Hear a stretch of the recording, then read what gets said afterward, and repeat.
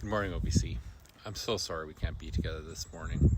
Our services during Advent are among my favorite gatherings of the year, and I absolutely hate to not be together. I hate to miss one. As I was reflecting on this in a text conversation with one of our moms in the church, she expressed a deep sense of sadness associated with the feeling of not having a place. A person not having a place to sleep, a person who doesn't feel safe, or a church not having a place to worship. As she shared, she opened up about the labor and delivery of one of her children. It was a very challenging labor that led to an emergency C-section. Through all that, both she and her child came quite close to death.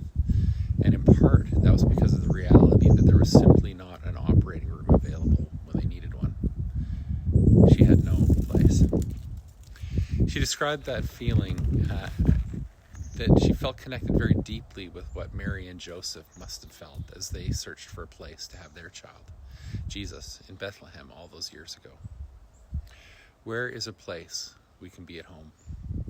That question, where can I find a place or home, is a question our Savior asks as he looks out across the world at 8.26 billion human hearts. In 2 Chronicles, we have a picture of the eyes of the Lord roaming to and fro across the land and looking for those whose hearts are completely his. In letters to the Corinthians, the Romans, the people of Colossae, Christians in those places, Paul describes how the Spirit of Christ dwells in us and wants to dwell in us. In the revelation of Jesus to John, Jesus says about himself, "Behold, I stand at the door and knock. If anyone hears my voice and opens the door, I will come in to him and eat with him and he with me." Messiah is knocking at the door of human hearts, asking, do I have a place here? Can I come in? This Advent, we'll be working our way through Luke 1 and 2 and examining the beautiful and gracious way God prepares his people to receive the Messiah. Our series is entitled Prepare Him Room. It's drawn from the carol Joy to the World, Let Every Heart Prepare Him Room. How do we participate with the work of God's Spirit and open our lives for Christ to enter in? We'll look at these stories in Luke. How did God move Zechariah from a place of doubt to expectation? How did he move Mary from feeling inadequate to saying, "So be it to me as you have said"? How did the shepherds move from terror to curiosity? Let us go and see him. Practically, how do we, like the innkeeper in Bethlehem, give our imperfect best in radical hospitality to the presence of Jesus in our lives? How do you and I make more space inside our hearts and our lives for him to lovingly enter in? Help us pick up the dustbin and the broom, rearrange the furniture, and make space for him to dwell with us. Imagine you're standing at your own front door like I am here. Maybe you've just fixed up the Christmas lights and are about to head inside. When you look out towards the street and see Jesus walking up your lane, you know he's looking for an invitation to come into your house.